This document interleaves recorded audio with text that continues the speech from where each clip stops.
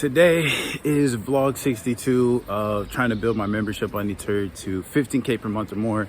And yesterday, one of my members, John, actually helped me kind of gain more clarity on how I can maybe fund everything that I'm doing as I'm trying to grow this. So I had already started a Patreon because one of my other friends mentioned it. And then John, on the weekly call that I do with my members, some of our members, he suggested, like, man, you should really lean into that more. Like, you have a really good vision, you have a really good mission, and there's people that would probably be willing to get behind that and support that. And so he's like, instead of always just making it so much about getting members, show people like what you're trying to do, how you're trying to help people around the world, let them know how they can support. So yesterday I reached out to like a lot of my WhatsApp contacts and I got absolutely nothing. Like, people just see the message, they don't reply. Some people say they're not interested, but I didn't get anything. And man, so when stuff like that happens, I feel kind of defeated. You're like, bruh, like, not getting the members that I need, my business isn't getting the money that I need, I can't even get people to support. It feels like bro, what the heck? But I also know that being successful and achieving great things takes a lot of persistence. It takes a lot of, a lot of effort. It's not as easy as we would like it to be, or everybody would be doing it. So it's like, can't just give up. It's like I reached out to a lot of people, but not really a lot of people, maybe 20 people. That's not a lot. A lot of times we think the effort that we're putting in is a lot, when really it's like, bruh, it's like bare minimum. So I got it today. Reach out to people on Instagram, reach out to people on Facebook. Like, I gotta just keep reaching out to as many people as possible and not be afraid to tell them, hey, this is my mission. I want to help people around the world achieve their dreams. This is going to take money. It's going to take resources. My business is still small, so I need friends, family, and other people to support that mission. Are you in or not? And right now I'm actually excited because I'm about to meet one of my friends, Lisa, who went through cancer a couple years ago, I believe. And what I want to do here in these vlogs is showcase my other friends and members, other people that I know around the world that have been undeterred in their life, and just showcase their story. Man, I just got to this cafe and I'm editing the vlog while I'm waiting for my friend. And then I check my email while it's exporting and I get a notification from Bluehost saying, thanks for your renewal, $62. WordPress. I just had a call with them the other day telling them, bro, cancel that. I don't use WordPress anymore. I don't need that.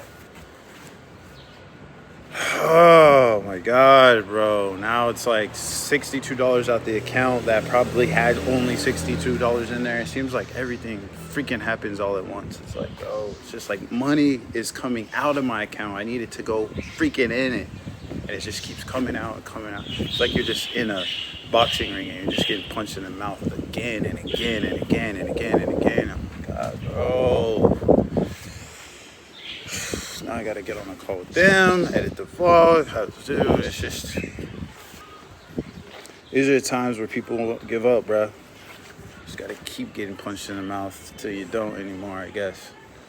But man, this is frustrating. I'm gonna go back in here and try to breathe, maybe contact Bluehost, and then wait for my friend to get here.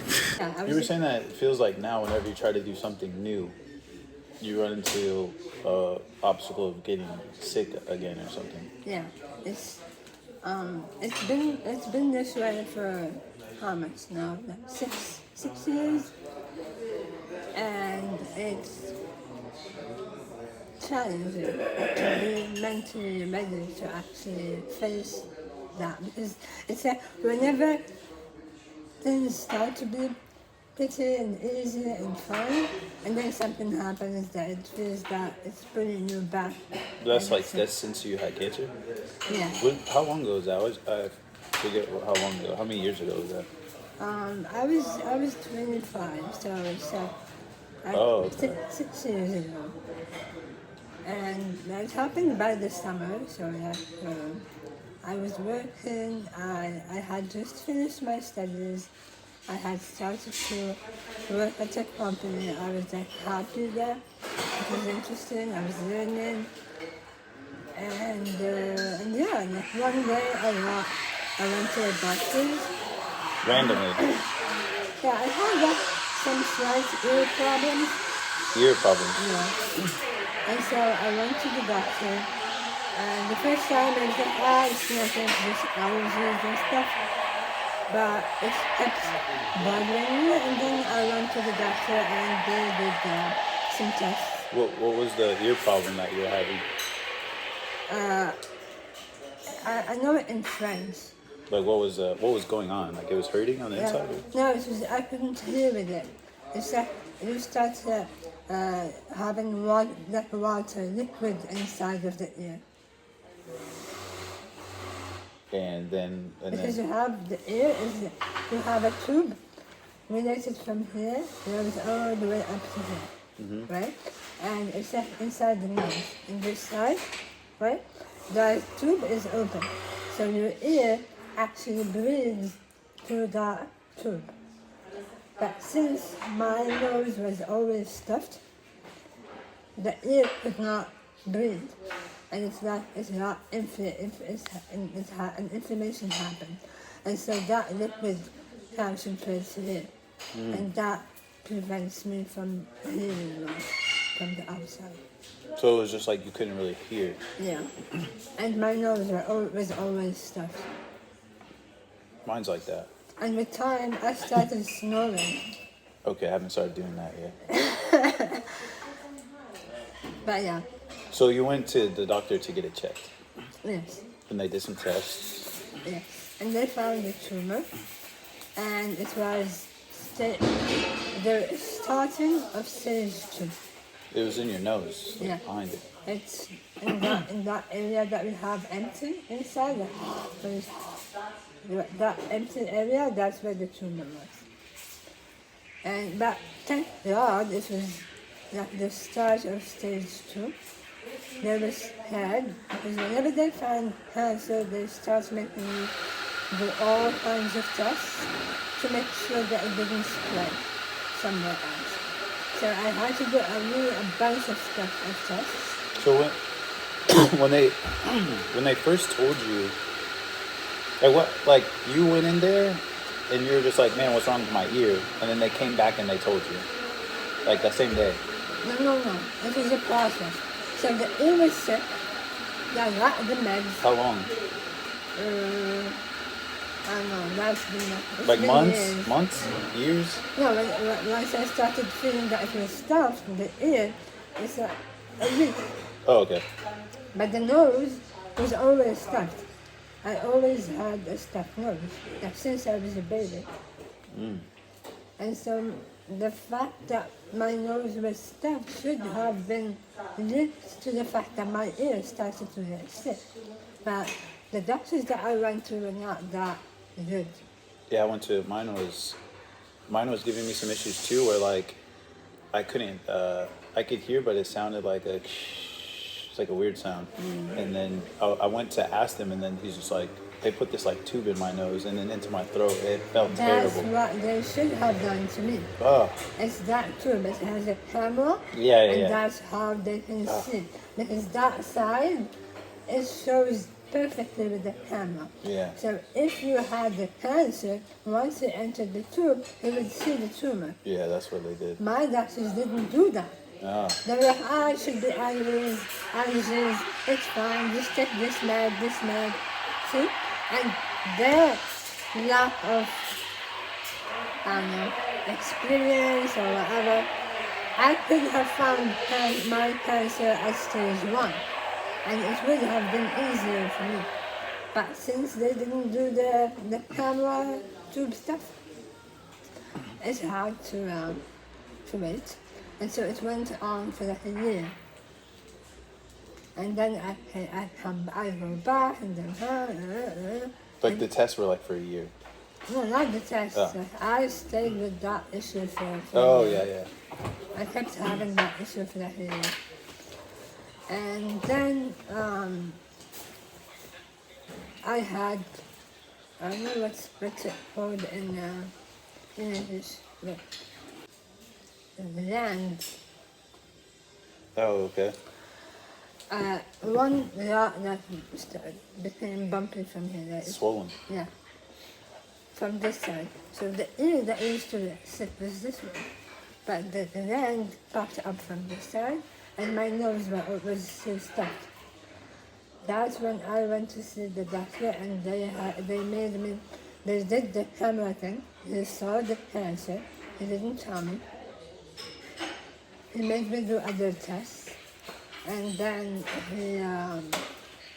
I went to see another family doctor, a doctor that's in my family. They made tests over there because it could have been caused by thyroid. By what? Thyroid. Steroid. Yeah. Okay. So they suspected that, and they made me do anapat. Sorry guys. They treated it in French. So.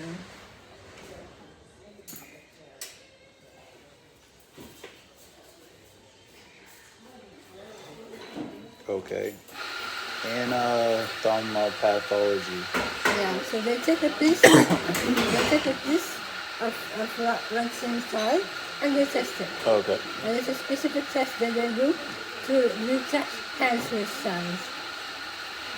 So they did it on this side, and he saw the cancer with his own eyes, and I had to do some scans and MRI and stuff that actually showed the cancer. Even those, so I had a bunch of them here, and a bunch of them here. That's why everything was not functioning well. So yeah, but this type of cancer is usually known as treatable. That's what? Treatable. It's not the dangerous type, like not like leukemia or breast cancer. Even though the treatment that I had, part of it was the same as breast cancer. But that's basically because at first they use chemotherapy to attack the cell so that it shrinks a bit, the cancerous ones. And once they shrink as much as they can, they start attacking them with a different type of chemotherapy and radiotherapy. Because this side of the human body cannot be operated on. Like breast cancer, the first thing they do is that surgery. They open up, they take off the cancerous tumor, and then they start to do chemotherapy to take off those other parts that have cancer cells. But in my case, it's not possible.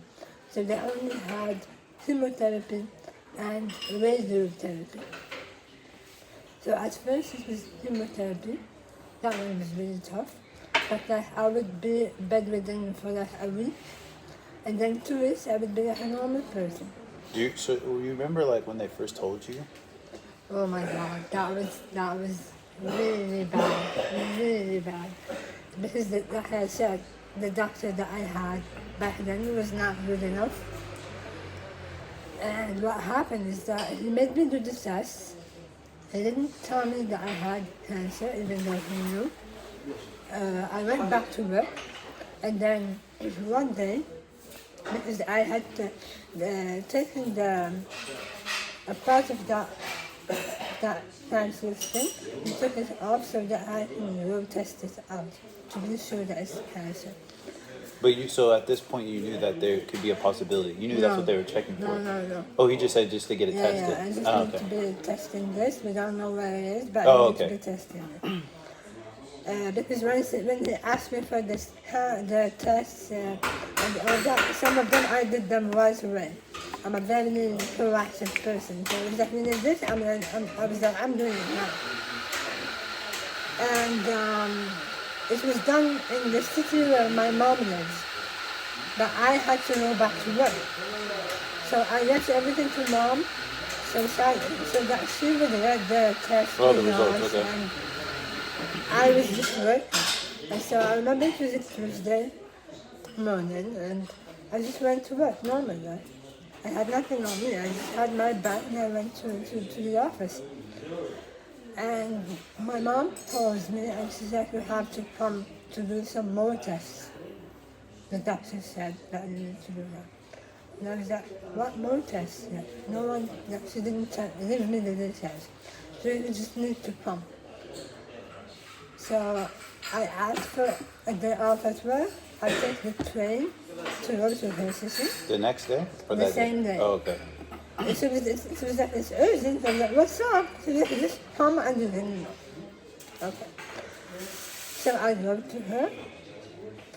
She was weird, but I didn't really picture anything bad. Like I didn't understand. Like for me, I'm gonna go to the doctor and he's gonna talk to me and like just tell me what's up.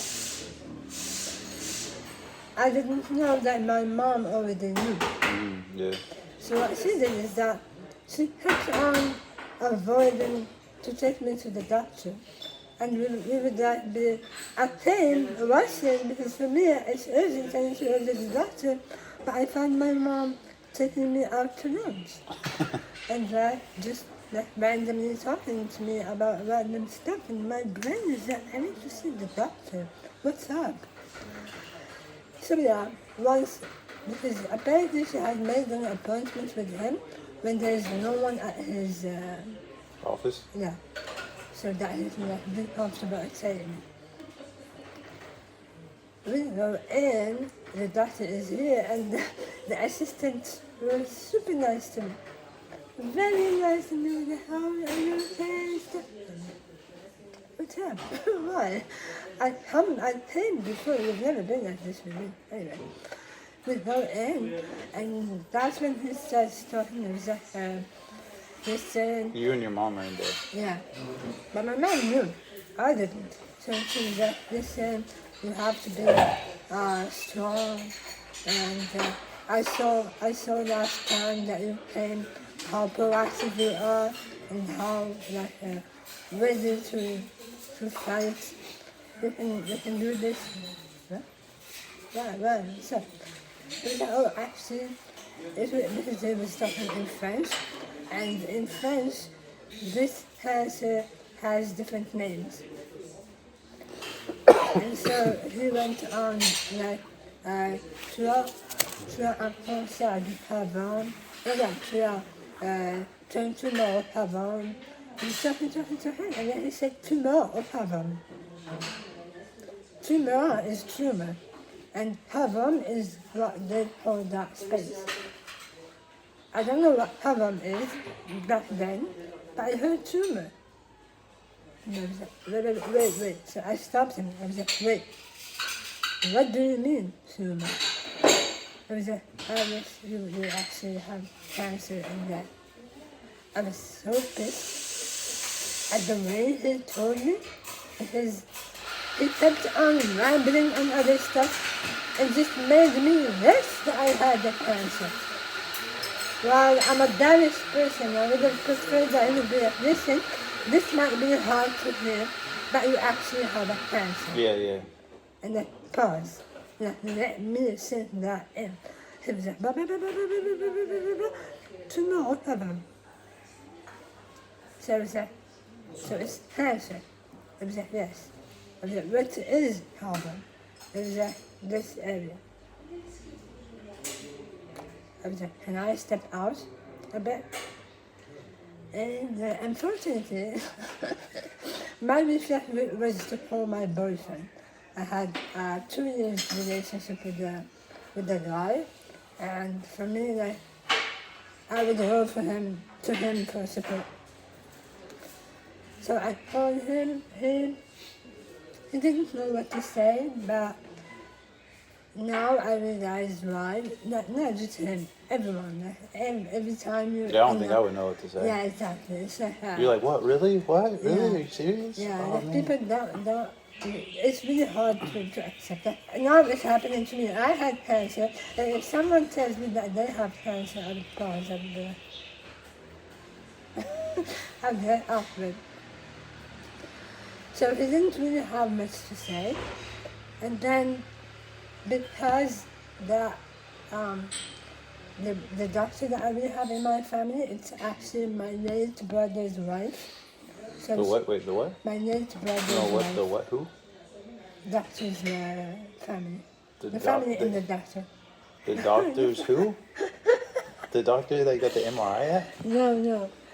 I told you that we have a doctor in the family. Yeah. She is the one that, she is the doctor that I mentioned. Oh, it's a female Yeah, doctor. it's a female. She's my late brother's wife, so she's close to us. But she helped you in some way. Yeah, so after that That doctor doctor. did what he did, like not make the test on time, not know how to announce everything. I'm done with this one. I'm never going back to this one. And since she is a doctor, and her father used to have cancer, she knew the doctors that I need for my treatment. Oh, so she couldn't do it, but she knew who to go to. Yes. So she was. Why didn't you already had this doctor? Why didn't you go to her like in the? Because it's not her specialty. Okay. She has a different. But after that, specialty. you're just like, hey, do you know anybody that where I should I go? didn't. She was already in touch with my mom. Oh, okay. Yeah, what happened to me is that doctor announced it, and then everything was taken care of. It was both a luxury and a bad thing. Because usually people, when they announce to them that, it takes them months to find appointments for the MRI and the test. Since we had that person in our family, she was there. Oh, nice. Let's do this. So what people do in 3 months, I did in 1 week. Oh, wow. All the tests. And because my brother used to be a doctor and his friends cherished him a lot, and since he died, they were like willing to do whatever Oh, it we takes. need to make this right. Exactly. So when I got sick, they did everything for me. That I had, that even to understand what's happening to me, I didn't see my doctor that would be treating me. It's for crazy like how cancer. all that works out. Yeah. That we don't really notice. Like, it's obviously not a good thing that your brother died, but sometimes I think we don't know how in the future, like, I mean, it's not that had to happen, but because that happened, Yes. you were able to Exactly. get these other things done. That, who knows what would have happened if that wouldn't have been the case. Exactly. It could have taken even longer, and the cancer would have switched to stage 3. You never know. But they were so fast that it happened in 1 week, and a lot of stuff also happened at home, so it was a bit hard for everyone. And I only realized that I was actually sick and I actually had cancer when I sat down with the doctor that treated me. And he started to explain to me that I would have 2 rounds of chemo. Each chemo would be spaced by 3 weeks. And then I would start radiotherapy. And so him explaining to me the process was really hard. And again, because they knew that doctor, that family doctor, everything was super fast. So I saw the doctor on a Saturday, and on Monday I had already started the treatment. So I left work on a Tuesday. Like the next Monday, I was already starting the treatment. I didn't go back home. I didn't have clothes. I had nothing. I had to go shopping in my mom's city. And it was the speed of it, even though it was a good thing, but mentally speaking, it was not. Because I did not have time to understand Right, yeah. what's happening, to grasp the size of the What was way. it? What was it like staying with your mom like over that weekend? Like, what were like those conversations or like how you were feeling like for those days? Like, how were That's you the feeling? tricky part because I used to be I don't know how to say it. But I used to live in a certain way that my mom didn't know about. So when I got sick and I had to be around her and that my emotions were all over the place, I used to talk to my brother on the phone because my pillars are my mom and my brother. And so I was talking to my brother, and my mom overheard the conversation. And so she understood that I was living in a way that she's not really okay with, and that created a sort of fight. Oh, with So- everything else that was already going on. Exactly. So the only support that I had was my brother in the beginning. My mom was more of a practical support, not mental. Yeah, okay. Mentally, she was not with me, she was like mad at me. Wow. My brother was like, Mom, she is sick. She's paying for whatever bad things she did. She has a cancer. It's Yeah. not like anything easy. But my brother understood what was happening to me. And why I'm mentioning this, it's because even I changed. Like cancer, for me, it's maybe a stepping stone that you say in English. I'm not sure if that's what I want to say. But it's a cut. There was a result in living before cancer, and then cancer happened, and this result has nothing to do with this result. Like, I completely changed. My life changed. My values changed. My vision of life changed. Because besides the practical side of cancer that I physically got sick and had to deal with that, it's the other side of that. Life makes you pause. So it's like I was running because I had just graduated. I was eager to find a job. I tried the first job and it didn't work. I looked for the second one. I found it. I loved it. I was doing my best in it. But I feel like I was in a day-to-day plan. And I didn't have a long-term plan. The people around me, I didn't question them. I considered them as my friends. Even though I went to therapy before cancer.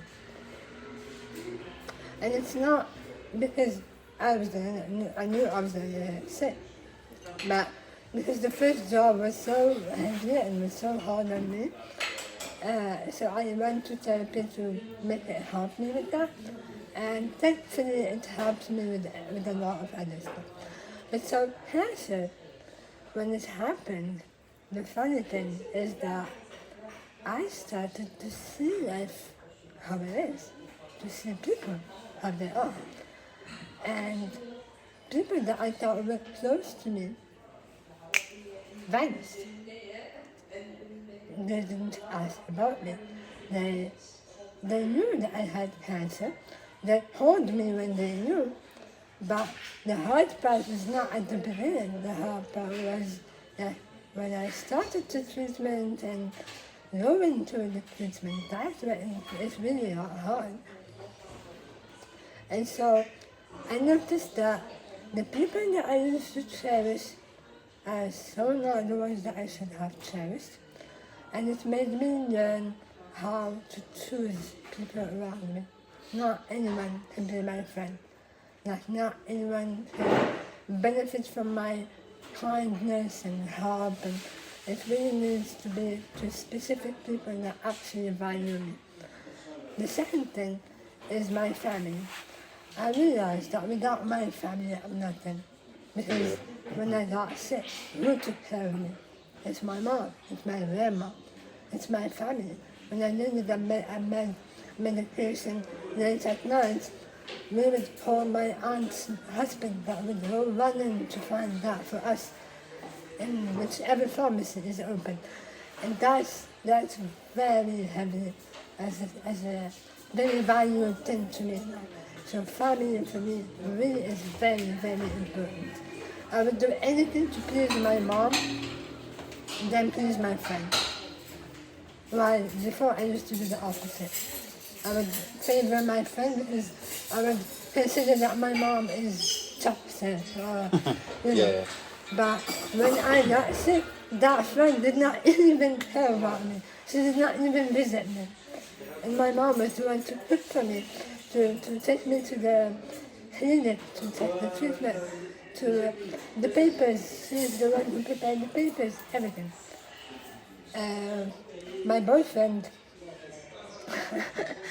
My boyfriend, like, he went all out, as in the supportive boyfriend. He even shaved his head. I had my hair on. I hadn't lost my hair and he already shaved. And he was like super open to like being supportive and like helping me. But then with time, like, I don't know, the treatment went on. Sorry. Yeah, so the boyfriend was supposedly supportive, but like half the treatment. But what?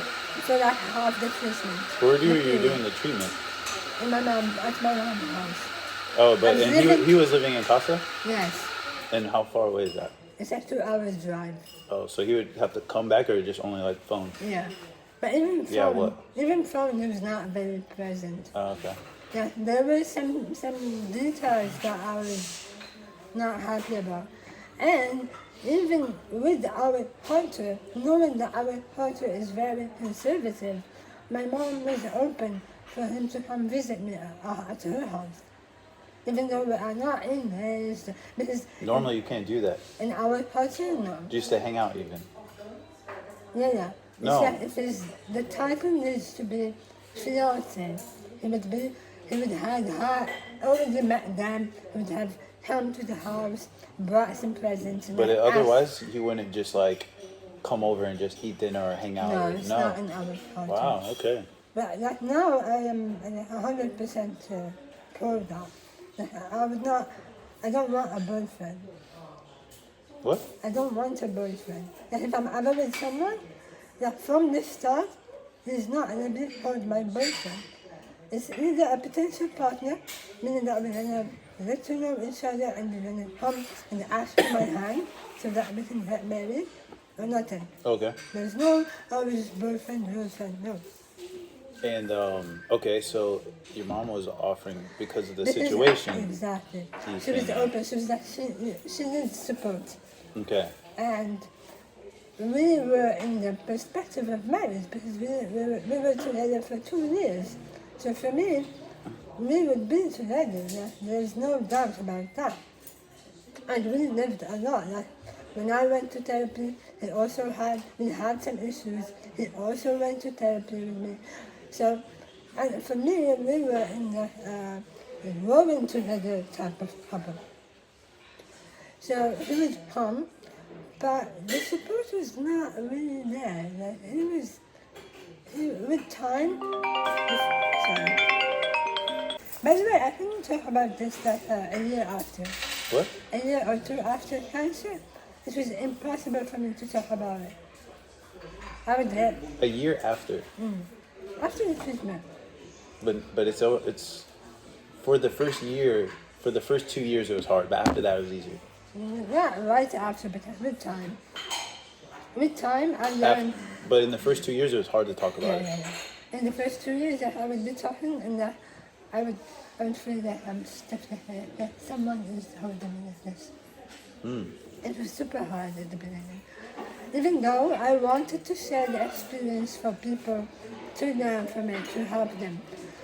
But I was not able to, I had not accepted the trauma. Like, I had not healed from the trauma of what happened.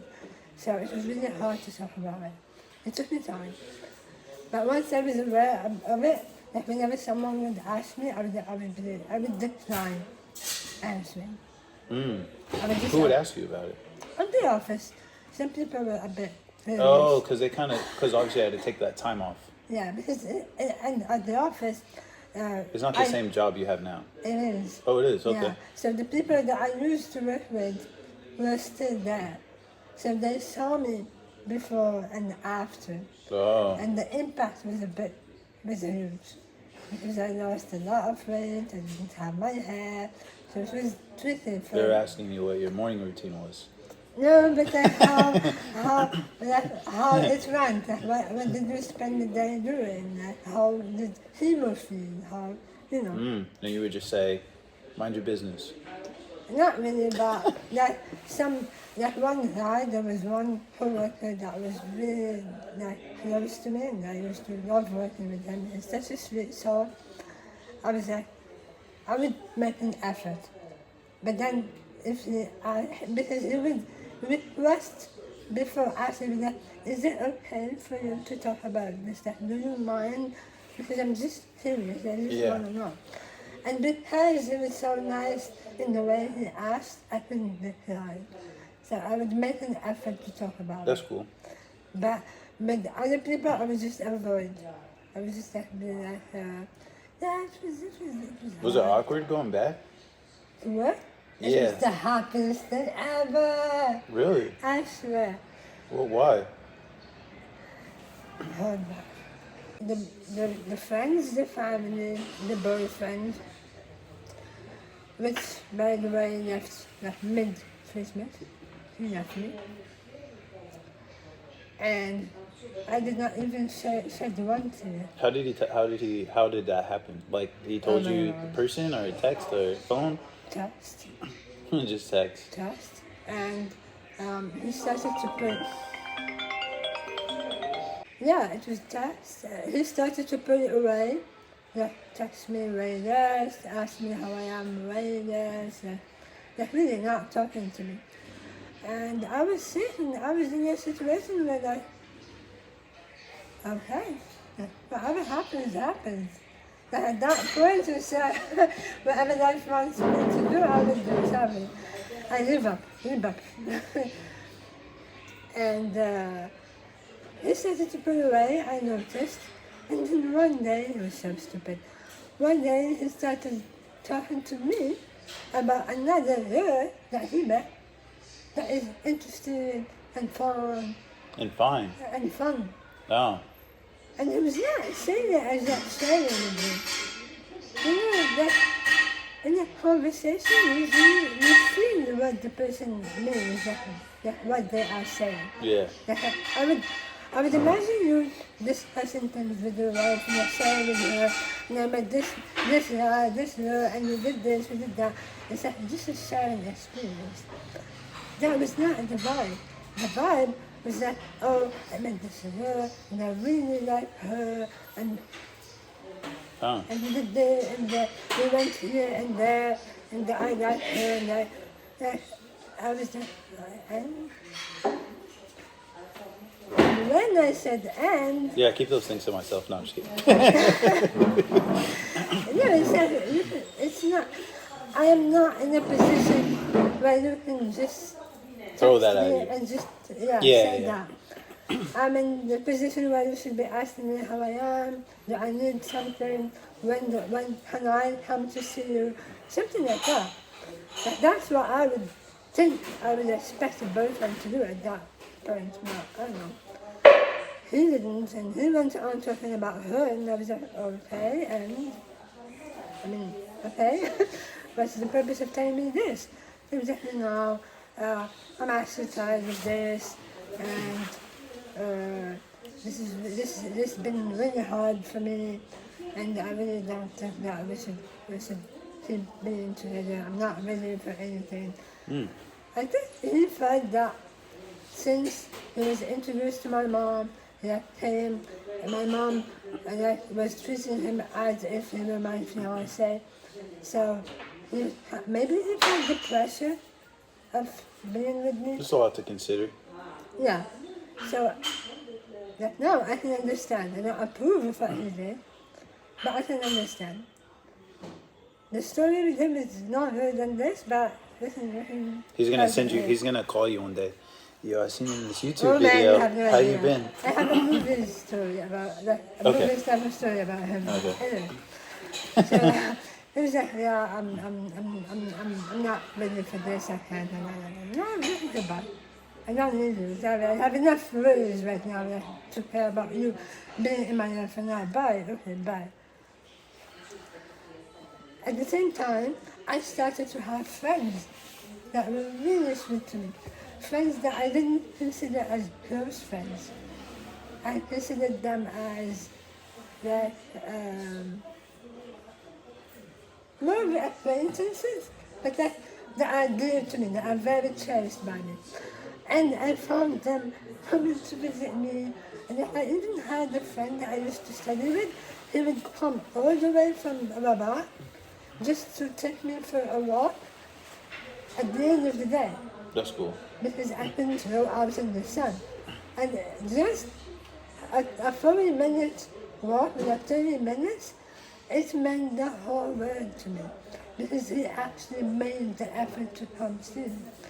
And so, as much as cancer made me realize the bad friends that I had, it also made the good ones that I have shine. And all of them are still my friends up until now. Most of them are married or went somewhere else, but the relationship is super close with them, even now. And the other side is the work side. Well, I'm bringing this because I want people to know, because I consider these as the most important parts of our lives in general. We have family, we have friends, we have work, and we have a partner. So we spoke about the three, the one that is work.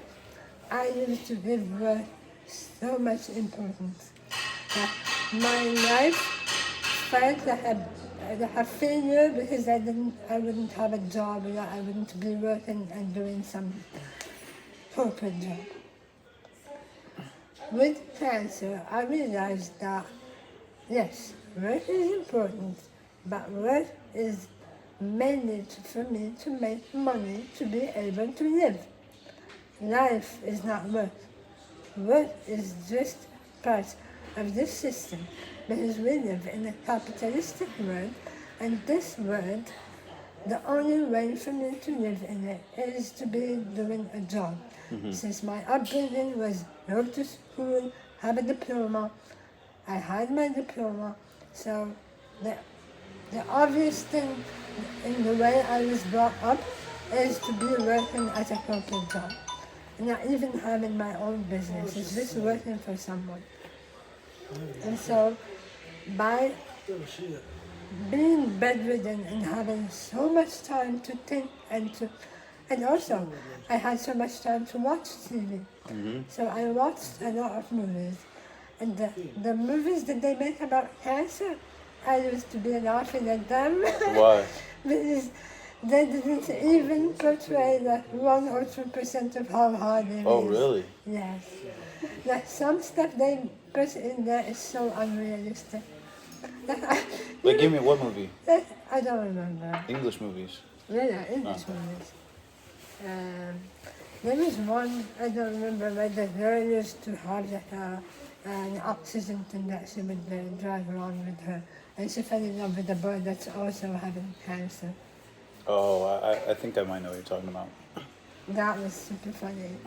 Because usually, not even that one, even other ones, they would be having chemo. And then you would find them living their life the next day. Yeah. No, there's no way you can do that, man. Once you have chemo, you're dead. Even with meds, you're dead. Just when you lay down. You cannot smell anything. You cannot, like whatever you smell, it makes you want to feel nauseous all the time. And this can happen before chemo or after chemo, by the way. It's not like chemo. At some places it becomes trauma. Yeah. And you anticipate the chemo. And so my vision to the world started to change. I would be like, so what they portray in movies is just a movie. That's not reality. There's no way that's reality. No, I'm living it and I know it. Well, what did work actually bring in my life? What's the benefits, the real benefit of it in my life? So it's more to be independent, as in have my own money in my own house to live. Social, to have relationships with people, because the work environment that I used to have is very interesting. It was very nice. The people around me were, let's say, my type of people, most of them. And because there were enough people for me to have some of them be my friends, let's say. And yeah, some of them are still my friends now. So I found that I misplaced the importance of work. And so I reshaped the vision. Yes, I like work. I was happy to go back to work. I used to rent a house. I did not like live away that house. Like my brother helped me, and I was able to keep renting even though I was not living there, because it was my hope of getting better and not being sick all the time. My mom was like, we're just wasting money, we're not there, let's stop renting the house. But my mentor needed that house. Yeah. Needed to know that I had a house to go back to, I had a job to go back to, I had a community to go back to. And so I just stopped giving work too much importance. I'm not saying that it's not important, it is. Yeah, you can bring me anyone that has a lot of money and they would still want to be doing something. That work, I find work is an embedded part in us as human beings. Yeah. So I just stopped praising that job as it's the purpose of my life.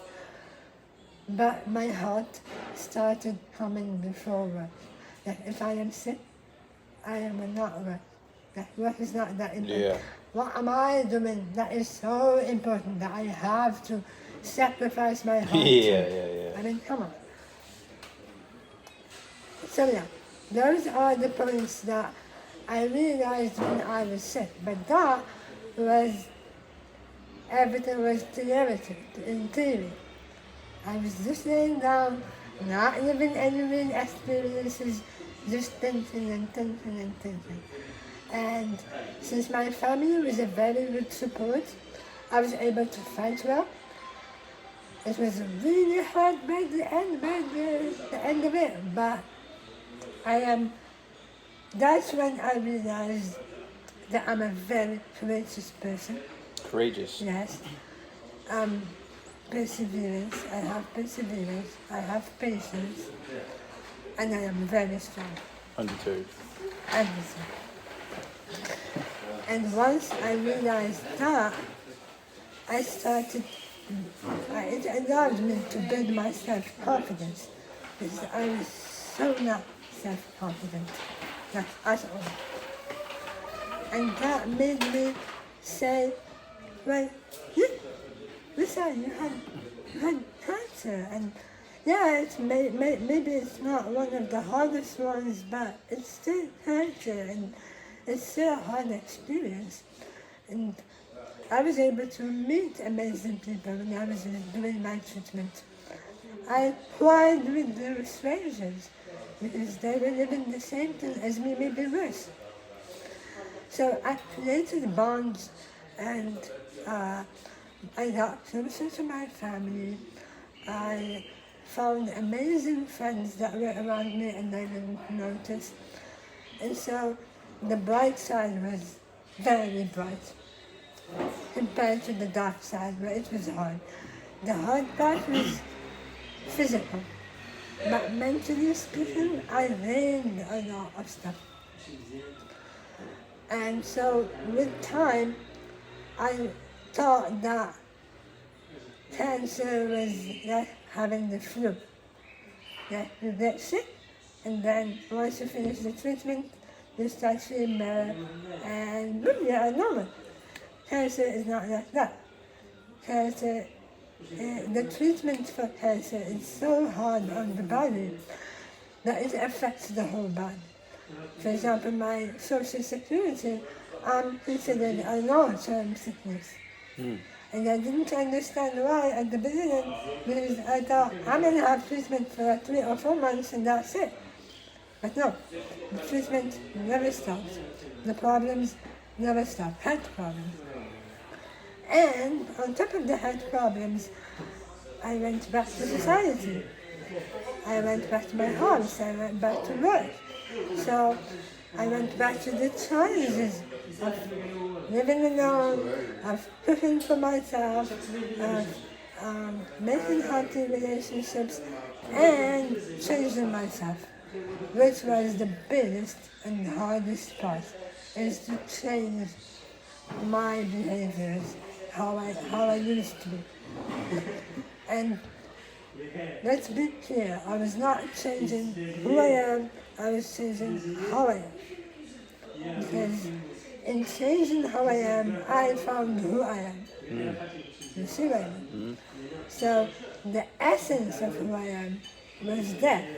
And the funny story is that last summer I met my high school friends.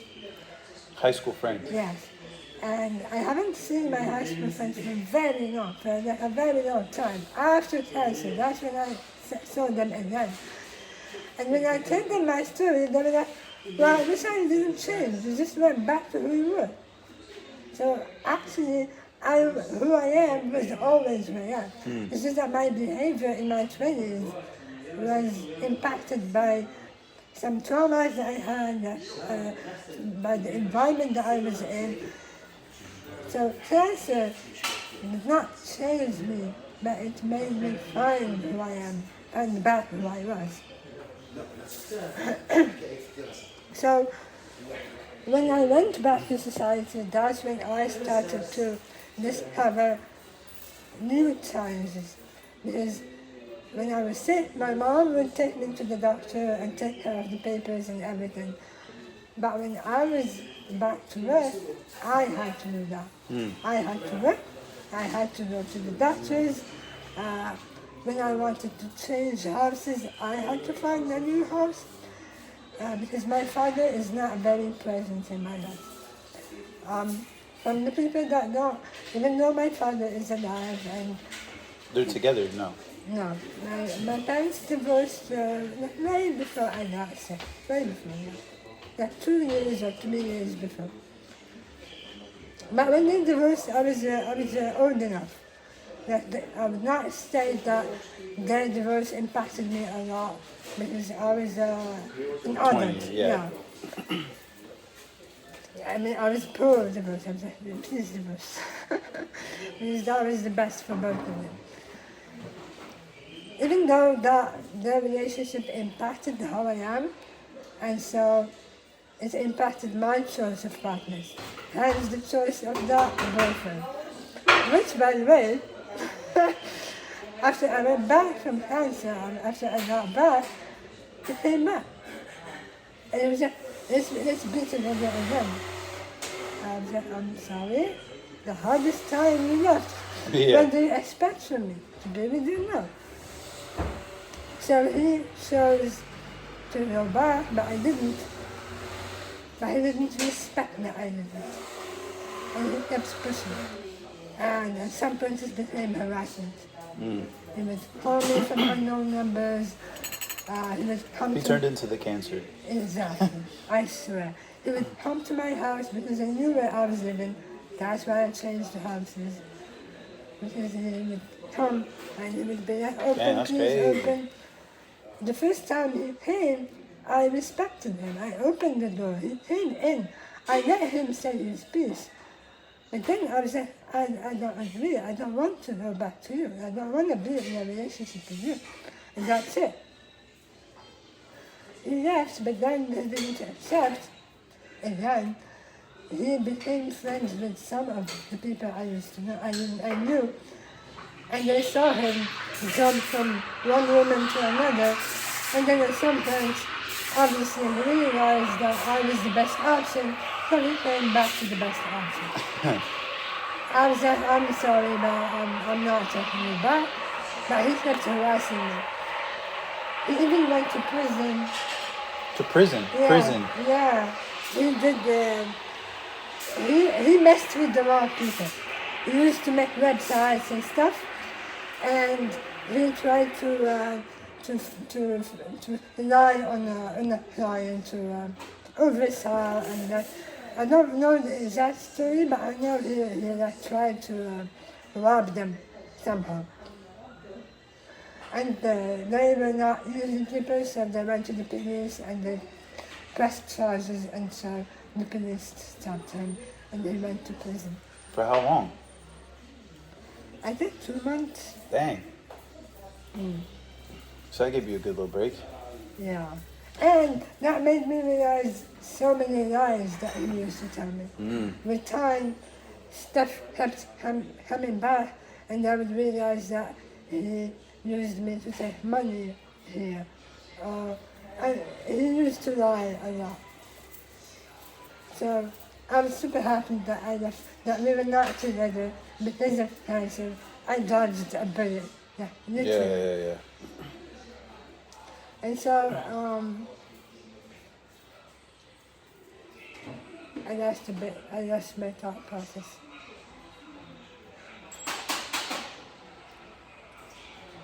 Yeah, so the way I used to behave started with him. And my choice of men was the same. My approach to emotional situations was the same. But I was not the same. Yeah. But my automation was the same. And it started a fight with myself that I had to work on me. I know my ideas changed, but I have not changed yet. Yeah. And that started to become the biggest challenge of my life.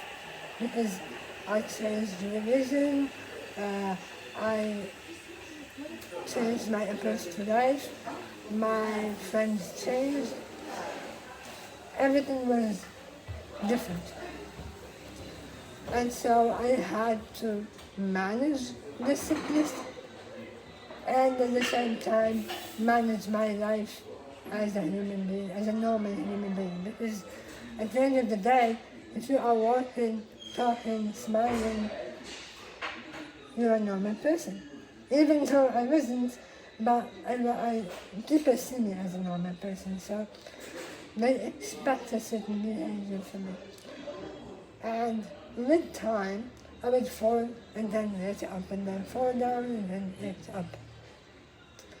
I don't want to bore you with all the details. I'm trying to find the main ideas that I can share. But feel free to ask me questions if you have any.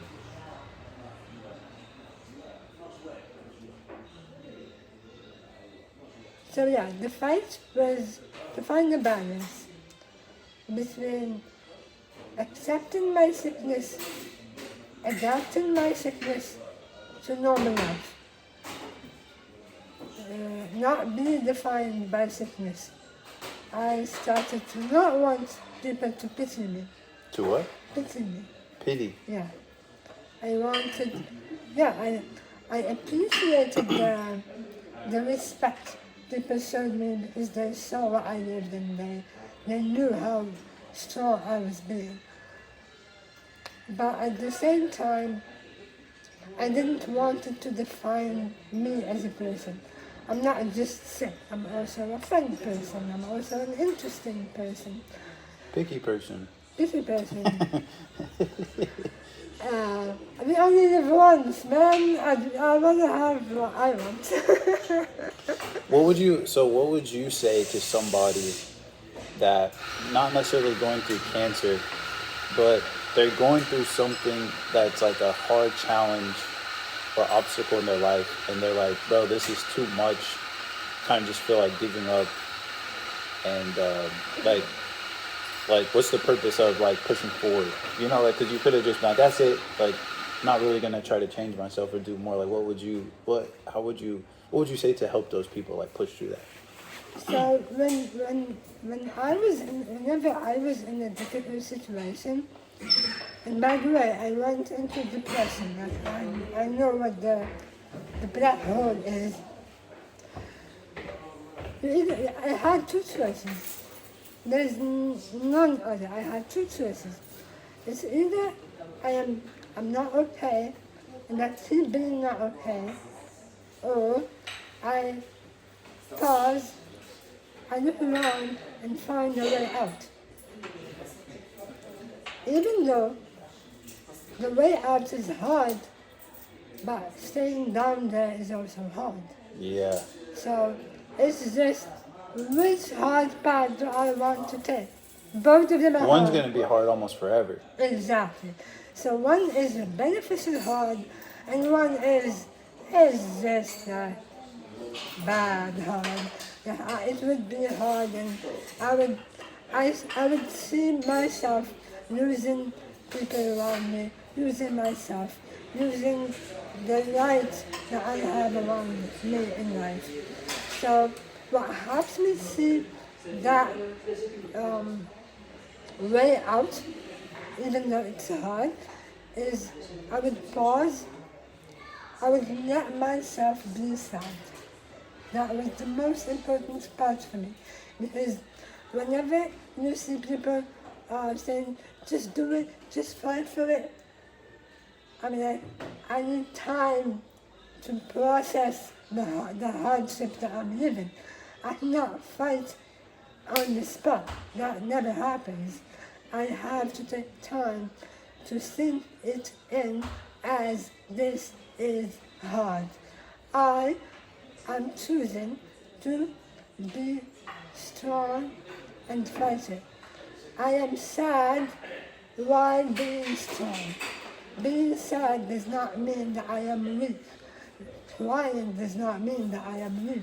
It's just an emotion that I am expressing with tears. But the strong part is different, and I can build it. If now is hard, what is the support system that I have? Is my support system beneficial? Because I used to, like, you would find people using drugs, and by experience, drug is a coping mechanism that is a bad coping mechanism, I agree on that.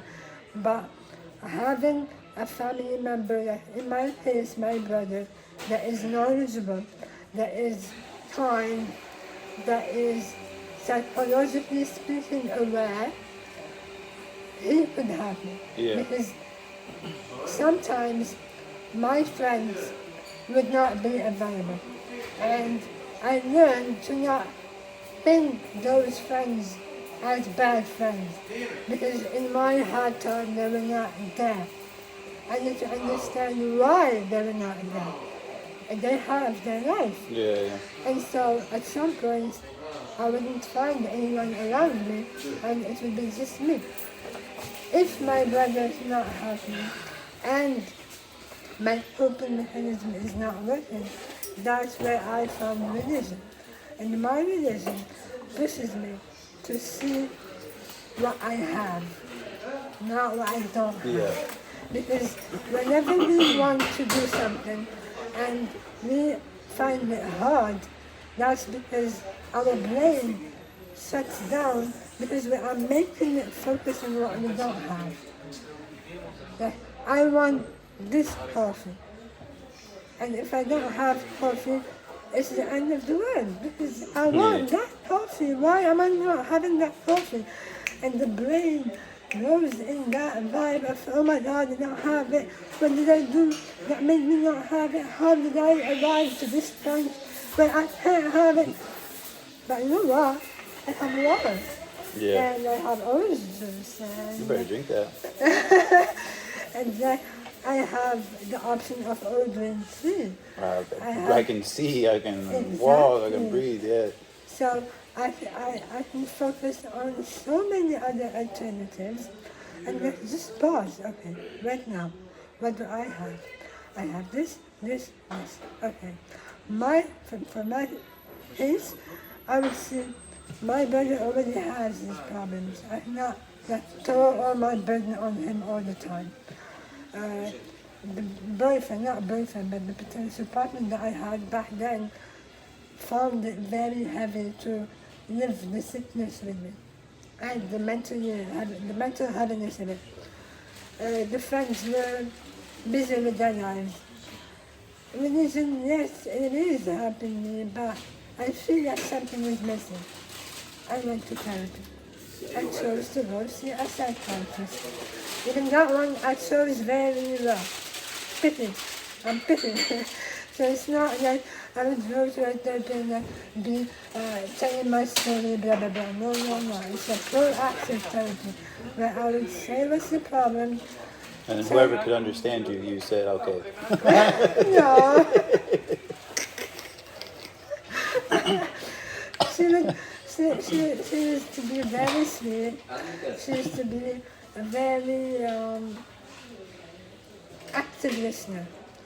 And so I would tell a story that happened, that bothered me, and I won't be putting the story super long. She would pinpoint the issue, and she would start asking me questions. And from there, I would start grasping a new perspective. And that's how I realized that we all have different perspectives. Yeah, of course. And some people are like this, and they just can't see what's behind. It's right there, but you just can't see it. So you need to have more knowledge to open up that perspective.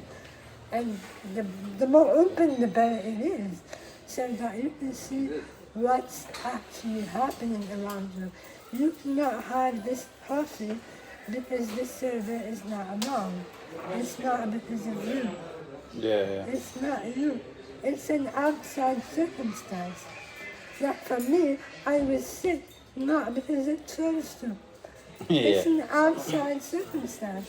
It's out of my hands, out of my control. Why do I want to control something that is out of my control? I should focus on what's under my control, which is accepting the sickness, seeing the doctor, doing the best I can, and using the resources that I have to be able to stand that sickness. And just that vision made things feel lighter than they were. And I would get sick and be like, I'm sick, I'm tired, I don't want to do this. Why do I have to do this? This is so hard. It's been going on for years. But now, I can walk. I can talk. I can take pictures because I love photography. I can be with my mom. I can joke around with my brother. I can travel. I never dreamed of traveling. I was sick when I was 25. I stayed sick for 6, 20, 25, 26, 27, 28. It's only, when I was 29 that I started to travel. In 1 year, I was able to visit so many countries, not even a year, half a year, in 6 months. I visited Italy, France, Bali, and Portugal, Lisbon. And that happened between August and October. August and October. Yes. Wow. In August, I went a week in Italy, a week in France. I came back, we went a week to Bali, I came back, and then a week in Portugal. I spent 2 years not traveling. But somehow, in 6 months, not even, I was able to travel around the world. So it made me build up that vision, that long-term vision, because we are in an era, in a period of life in this earth where we praise fast. Praise. Yes. We believe that I can do this now. Do it now. Don't just sit down and wait. But sometimes some stuff takes time. Yeah. And the better is yet to come.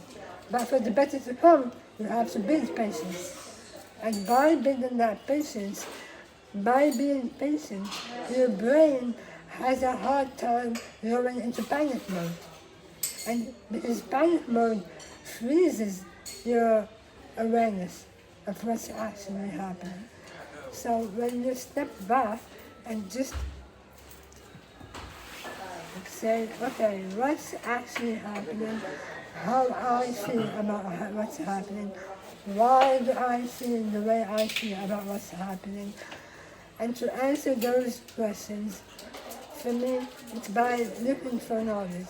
That you would find me, it's like I said the other day, the podcast I would listen to would usually be from a specialist that I judge that has enough experience to share with me a different approach that I don't have.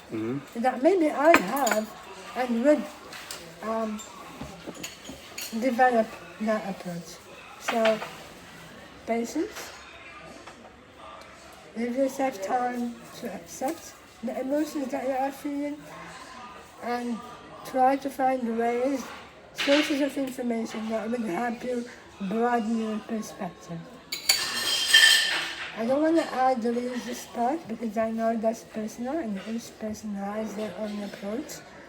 But for me, religion did play a big part of the gratefulness, of being grateful for Yeah, of what I course. have, being thankful for it, from choosing what's good and bad, because I don't believe that anyone in this life just found that magical person that they can use to have a good life. We all have bad sides and the good sides in our lives, everyone. Even the richest person have their own worries. So we just have to find that balance. My religion is very based on balance. And I do believe that balance is key. Because, like I said, you can be sad and strong. Fight, and if you don't feel like you fight, retreat from a situation that you're not happy with. Maybe retreat for a few days, maybe not do it. Sometimes it's okay to give up on some stuff. But sometimes it's worth it to fight for that stuff. I hope I answered the question. You did. 2 hours later, no, I'm just kidding. No, but I appreciate you sharing it with me, being that we haven't known each other super long, and it's important to you to be around people that, forget how you worded it, but you're like, No. you're not trying to just like waste your energy. So it means a lot for me, for you to trust me in that way. It's the first time we met. I found the professional side that you have. You have an idea. You are doing your best to go towards it. You are not driven by what is praised in the world right now. Yeah, wanting to have a lot of money and having yachts and Bentleys and stuff like that. Yeah, we all want to have that, but so you can see in the person if they really praise that as well, or if they find that just part of life, some have it, some not. Yeah. And it's fine if you don't have Yeah. it. The definition of success makes a difference in people, I find. Success and happiness. Because I really find, even happiness, I don't believe in happiness. I find that it's a concept that has been fed to us, especially through the US culture, as being the thing to be chasing. Yeah. And happiness, you don't chase happiness. You have it. It's either you are content with what you have and you enjoy your life, or you don't. There's no having that car would make you happy. Happiness is momentary. You really have that car, but then 2 days after, a week later, a month later, it's going to be like a car. Yeah. It's not going to make that much of a difference in your life. Same thing with money.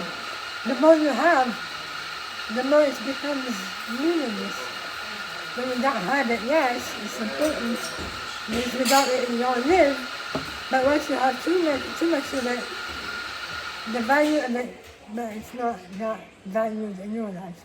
So yeah, I find that you are not following those stuff as the main things in your life. And the conversations are fun. Yeah, I think the sharing part of it. I'm not judged, and I don't judge you. The room for jokes is open. Yeah, for I'm sure. not hold the racist every 2 minutes. You know? Yeah. So yeah, the approach is pretty open. Like I said, you're not this, Yeah. very open. So yeah. And you came in the period of my life where I was like ready to meet new people. That I accepted that my environment is not healthy for me and it's not enough. It's healthy in the sense that it pushes me to work on myself and be a better version of me. But at the same time, it's not letting my potential show. Yeah. Like this conversation, none of them would believe that I have something to share that would help someone. Oh, really? I am considered as someone that The phone died, or the iPad died. I ran out of storage, but can you see it? Yeah. First time at IKEA in my life, ever. I know, it's so funny with the first time you go. First time I'm at IKEA is in Morocco. Never been here before. This you weren't lying about it being like a maze. What's going on here? This is a short path. What the This is a heck? short path. I was expecting it to be like open. Nah, this is No, crazy. This is a short path. It's just interesting. Yeah, I wasn't, bro. This is crazy. Why do they have like a cafeteria in here? What is this? It's like a whole nother world, bro. Nah, this is crazy.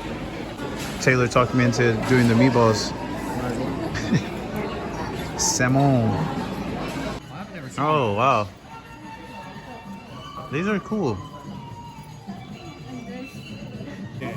So all the stuff we just saw is in these rows. And you just look at these numbers up here. And then you go into your aisle and you get whatever you got. Or whatever you... That's kind of cool. Just made it back to the house. Now I gotta get to work. It's like Yep. you're like out all day and then it's like get back home. You're like, man, I still got stuff to do. I gotta upload the vlog for today, January 4th. What is today? The 14th. Yeah. Then still gotta figure out how the heck this like 850 is gonna appear for the rent tomorrow. Which if you're seeing the vlog, it's probably that today for you because I'll post this tomorrow. Yeah. So even if we got a lot of supporters on that side, it might, I mean, it depends. If I post this early, people see it, and then I'm like, hey, bro, like the money's in there. It's just like it's not like super stressful. I'm like, okay, if he says get out, like we'd probably be fine, but it's just like the stress of like, I'm tired of having to tell people like, bro, I don't have the money right now. Especially when it's like not even a lot of money. It's like in the US, it's like rent's 3 times more. It's just like, bro, having to do all this stuff. I need to upload this vlog. Then I need to, I wonder if I'm covering the mic with my hand. I need to upload the vlog. Then I need to reach out to, I think, a whole bunch of people on Instagram and just be like, yo, I'm looking for, this is my vision. This is my mission. Right now, it's gonna take a lot of members and finances to be able to do this. I'm looking for people that can support. Just see how many people are down to do that. This dude's selling out now. Look at you. What? Selling out now, that's awesome. Get in the family picture. Yeah, he's gonna It's have not to- pictures, of video. It's a video. Dang. Yeah, he sold out, that's good. Congrats, man. It's a good problem to have. That's awesome. They're all Americans coming? Everybody's coming from America? America. Oh my, bro, you made, oh my gosh, bro. A lot of it, like, sometimes it feels like the world is just punching you in the mouth. And then sometimes God's like, all right, I'm gonna give you something little to ease up that punching. And then we're gonna get right back to it. You can enjoy these wings, but after you're done, something's gonna get taken out of your account. Right back in the ring, baby. Oh my, bro, that just made my day, bro. Oh, thank you. All right, that made my day. That made my day. Bruh. Oh, freaking domain doesn't even work now because Bluehost took my money earlier. Took the money for the domain, or sorry, for the WordPress instead of taking money for my domain. So now, because they took that money out and there's no money left in that account, I don't have money for the domains, which means now people can't go to the website. I think I'm going to try to just send them a message on Safari and be like, bro, like you got, bro, it sucks. They just said, what did he say? Don't worry, I'll get your refund as soon as possible. I'm like, it's not about the refund. Like, the main issue is that my site is down. I need that back ASAP because it's for my business. How can you make that happen? He said, I totally understand. If the website is down, it's recommended to renew both the hosting and the domain. Bruh, like, of course it's recommended to renew it, bro. That's what I'm trying to do. But you took my money. Bro, are you an idiot? What is this, a joke? Somebody send the care package. You need the coordinates? Yeah. Send us the package with some money, some Pop-Tarts, we don't want Pop-Tarts yet. Ugh. Maybe the store Pop-Tarts are pretty good. What I think I'm gonna have to do is let's see if it didn't go away. It's $21.99 I think to renew. And I have $20.28 in one account and $3.96 in the other. So if I transfer 20 from one into the other, I'll have enough. Because I can't do anything with that extra money anyways, really. And you have to have your site. And I have to have it in order to get people to, then I just got to hit up so many people on Instagram or wherever. And then if people do like a one-time donation via Stripe, I can instant transfer. Yeah. So I guess I don't have any other choice because this support's not helping.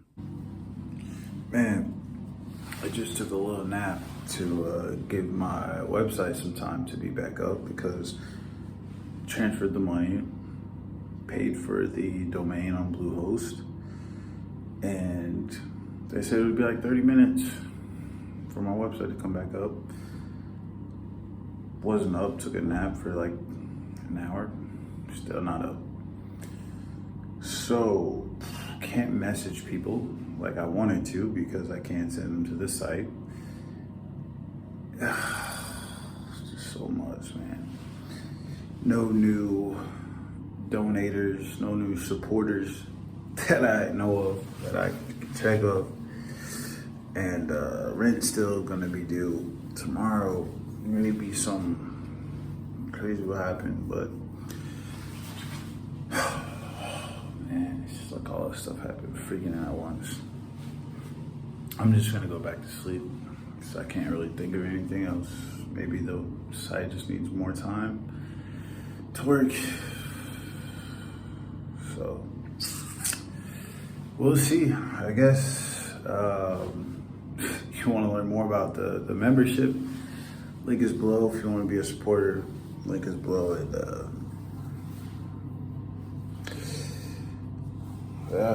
See y'all in the next one, man.